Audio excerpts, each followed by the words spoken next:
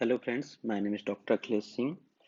तो आज हम पढ़ेंगे डीकार्बोक्सिलेशन ऑफ अमीनो एसिड्स। लेकिन उससे पहले जो हमारा लास्ट वीडियो था उसका कुछ पार्ट छूट गया था, उसे हम कंप्लीट कर लेते हैं। ठीक है, तो हम शुरू करते हैं फिर नीन हाइड्रीन टेस्ट से। नीन हाइड्रीन टेस्ट क्या होता है? अमीनो एसिड्स के लिए होता है। ऐसे अमीनो एसिड्स जिसमें अमीनो ग्रुप जो होता है आपका, अमीनो ग्रुप जो होता है ये फ्री होता है ना। अगर उसके लिए हम ये टेस्ट करेंगे तो कौन सा कलर देगी? पर्पल कलर देगी, जिसे हम लोग क्या बोलते हैं? रूमेंस पर्पल भी बोलते हैं। बट ऐसे अमीनो एसिड जिसमें अमीनो ग्रुप जो होता है फ्री नहीं होता है, जैसे कि प्रोलीन है ना। प्रोलीन एक क्या होता है? एक इम्यूनो एसिड है। तो इसके लिए अगर हम इनहाइड्रीन टेस्ट करते हैं तो ये कौन सा कलर देगी हमें? Yellow colour. ओके, तो ये हमें येलो कलर देगी। अब बफर कैपेसिटी। बफर कैपेसिटी क्या होता है? Resistance to pH change. Okay, तो मैक्सिमम बफर कैपेसिटी जो होती है वो किसकी होती है? आपकी हिस्टिडाइन की जो होती है बफर कैपेसिटी मैक्सिमम होती है, क्योंकि ये क्या होता है? ये मैक्सिमम स्टेबल होता है किस पर? फिजियोलॉजिकल पीएच पर। ज्यूटर आयन या फिर एम्फोलाइट। अब ये क्या होते हैं ज्यूटर आयन या फिर एम्फोलाइट? ज्यूटर आयन क्या होते हैं? ऐसे आयन या फिर ऐसे मॉलिक्यूल जिनके पास जो नेट चार्ज होता है वो जीरो होता है। वो कैसे? उनके पास positive charge plus negative charge दोनों ही क्या होते हैं? इक्वल होते हैं। इसलिए जो नेट चार्ज होता है आपका जीरो होता है। ऐसे ऐसे मॉलिक्यूल को हम लोग क्या बोलते हैं? ज्यूटर आयन या फिर एम्पोलाइट बोलते हैं। Zwitterion is found on isoelectric pH. Okay, इसे याद रखना है आपको। Zwitterion is found on isoelectric pH. Properties क्या होती हैं ज्यूटर आयन की? ज्यूटर आयन की प्रॉपर्टीज देखिए। No mobility in electric field, क्योंकि उस पर नेट चार्ज क्या होता है? जीरो होता है। पॉजिटिव चार्ज और नेगेटिव चार्ज दोनों होते हैं जो आपके इक्वल होते हैं, इसलिए नेट चार्ज जीरो होता है, तो इसलिए इलेक्ट्रिक फील्ड में वो मोबिलिटी शो नहीं करता है। Minimal water soluble. Zwitter ion जो होते हैं आपके मिनिमल वाटर सॉल्युबल होते हैं। मैक्सिमम प्रेसिपिटेबिलिटी, ओके, ये मैक्सिमम होती है आपकी। And minimum buffer capacity. Zwitter ion जो होते हैं इनकी बफर कैपेसिटी मिनिमम होती है। मैक्सिमम बफर कैपेसिटी किसकी थी आपकी अमीनो एसिड्स में? हिस्टिडाइन की। ओके, हिस्टिडाइन की जो है आपकी मैक्सिमम बफर कैपेसिटी थी। तो ये आपका कल का जो वीडियो का कुछ पार्ट छूटा हुआ था ये कंप्लीट हो गया है। अब हम पढ़ेंगे decarboxylation of amino acids. Decarboxylation of amino acids में हम शुरुआत करते हैं, बेसिक से शुरुआत करते हैं। देखिए, ये हमने लिया एक साइड में ग्लूटामेट, ग्लूटामेट का स्ट्रक्चर लिया हुआ है, और एक साइड में है गावा। अब देखिए, ग्लूटामेट का डीकार्बोक्सिलेशन हम करते हैं तो कौन सा एंजाइम का यूज करते हैं हम लोग? Glutamate decarboxylase. साथ में विटामिन B6 या फिर हम जिसे पाइरिडॉक्सिल फास्फेट भी बोलते हैं, या शॉर्ट में हम PLP भी लिखते हैं।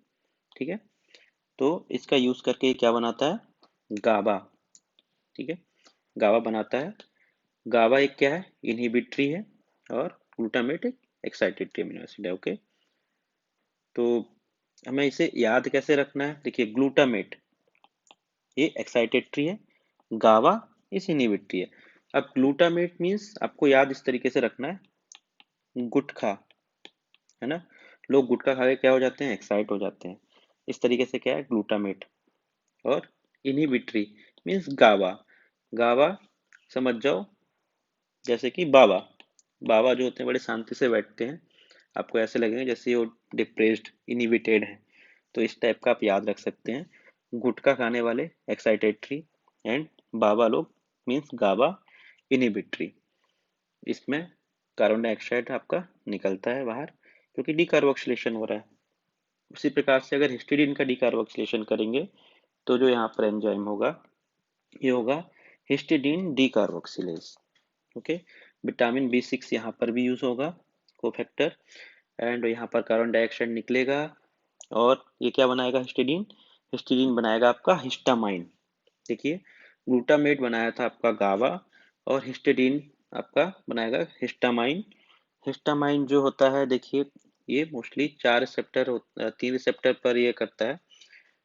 देखिए, H1 H2 एंड H3 तीन रिसेप्टर्स होते हैं। इस पे H1 जो होता है आपका मास सेल पे होता है, H2 आपके स्टमक में, और H3 आपका ब्रेन पे होता है। H1 जो है मास्ट सेल पे करता है, तो क्या है किसके लिए रिस्पॉन्सिबल होता है आपका, ये होता है एलर्जी के रिस्पॉन्सिबल होता है ना। और स्टमक में ये एसिड प्रोडक्शन के लिए रिस्पॉन्सिबल होता है, और H3 जो है ब्रेन में पाया जाता है आपका। इसी प्रकार से टायरोसिन का अगर डिकार्बोक्सिलेशन करते हैं हम लोग, तो यहाँ पर एंजाइम कौन सा यूज होगा, टायरोसिन डिकार्बोक्सिलेज। ओके, टायरोसिन डिकार्बोक्सिलेज, और ये बनाएगा आपका टायरामाइन।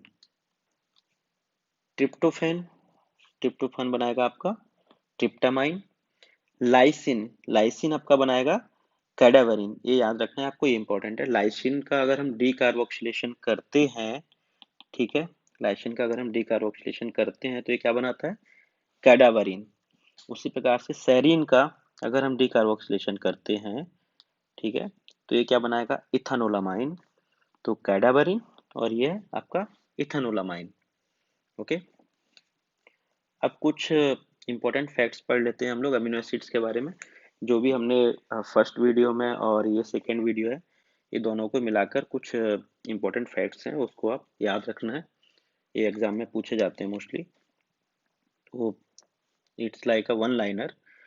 तो हमने सिंपलेस्ट अमीनो एसिड जो पढ़ा था वो कौन सा था आपका, ग्लाइसिन, है ना, जो हमने पढ़ा था गा, आपको याद होगा, glycine and alanine.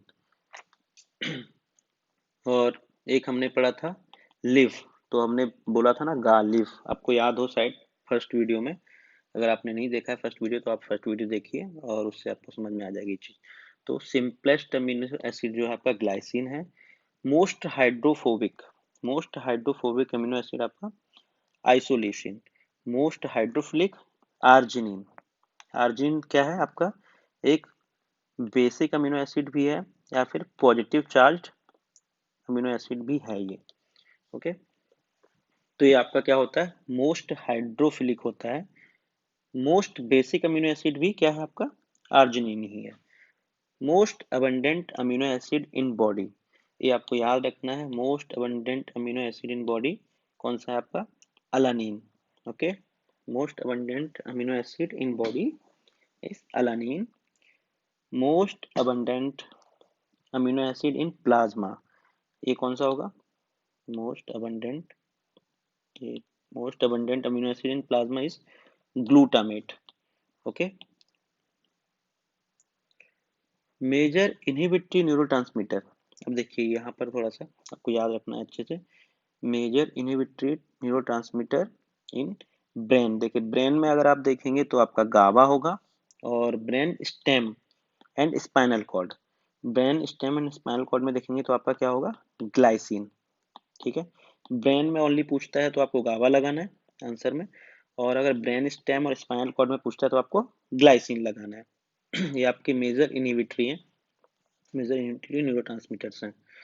Major excitatory neurotransmitter in brain, ये क्या होगा, मेजर एक्साइटेटरी न्यूरोट्रांसमीटर में आपका होगा ग्लूटामेट। ठीक है, अब दो पॉइंट्स और हैं, ये थोड़े कंफ्यूजिंग होते हैं इसलिए इनको ध्यान से देखिएगा। Most common protein in body, most common protein, देखिए इन बॉडी वो क्या होता है आपका, कोलेजन, है ना।